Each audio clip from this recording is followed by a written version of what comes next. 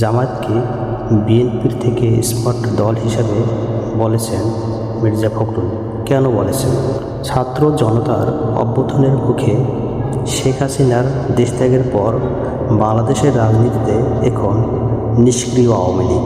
এমন অবস্থায় দীর্ঘদিনের রাজনৈতিক মিত্র বিএনপি ও জামায়াত ইসলামী রাজনীতির মাঠে সরব হওয়ার পর থেকে দল দুটির মধ্যে নানা বিষয়ে মতবিরোধ দেখা যাচ্ছে।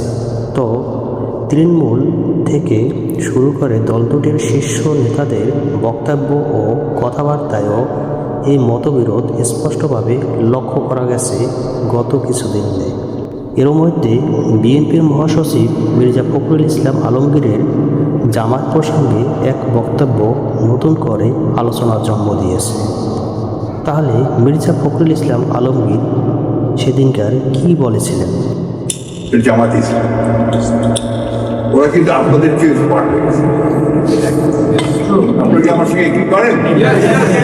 কেন তাহলে আমরা কেন স্মার্ট? আমরা কেন ওদের সঙ্গে লড়াই করে পারছি? এই জায়গাটা কারণ যে আমরা টেকনোলজিতে পিছিয়ে গেছি, আমরা ডিভাইসে পিছিয়ে গেছি, আমরা নলেজ বেস দল তৈরি করতে পারিনি এখন। আমার দলকে তৈরি করতে নলেজ বেস। আজকে দেখেন সিরিয়াতে বিক্ষোভ হয়ে গেল, হ্যাঁ একই কারণ, সিরিয়াতে সোশ্যাল মিডিয়া দিয়ে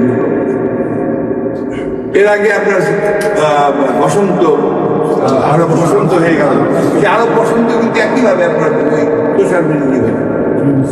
এবার বাংলাদেশে যেটা হয়েছে সেটাও কিন্তু এই সোশ্যাল মিডিয়া দিয়ে হয়েছে। ছাত্ররা তারা সবাই সোশ্যাল মিডিয়া, এই কারণে লক্ষ লক্ষ মানুষ নেবে। আপনি এই প্রাগৈতিহাসিক যুগে যদি এই লোহার কুড়াল নিয়ে যুদ্ধ করতে যান আপনি বুঝতে পারবেন। এমনি গাদা বন্দুক নিয়ে যুদ্ধ করলে কি আপনার প্যালেস্টাইনে পারা যাচ্ছে?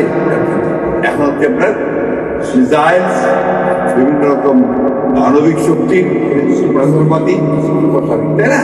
এই জিনিসগুলো আমাদের মাথায় আনতে হবে না। শুধু ওই যে তিন কাজ চাচাবাদি করলে হবে না। will not win the war. But this time we have to win the war. Yes. Otherwise we don't exist. Yes. এই কথাটা মাথার মধ্যে আমাদের ইয়াং জেনারেশন, এই ইয়াং জেনারেশনের কাছে আমার অনেক অনেক প্রত্যাশা। কারণ আমি যখন আপনার এর আগে আমরা যখন বক্তৃতা করতাম আপনার বিভাগীয় সমাবেশ, জেলা সমাবেশ, একটা কথাই আমরা বলতাম যে যতগুলো পরিবর্তন হয়েছে সমস্ত পরিবর্তন হয়েছে কিন্তু আপনার তরুণদের।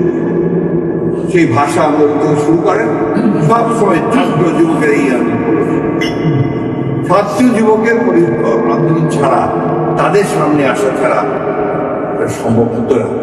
আজকে ছাত্ররা এসছে সামনে, আমাদের জনতা এসছে সামনে, উচ্চ রক্তটার সামনে গিয়ে ঢেলে দিয়েছেন, তারপরে হয়েছে তারপরে হাসিনা পালিয়েছে, তাই না? তাহলে কি হাসিনা পালাতো?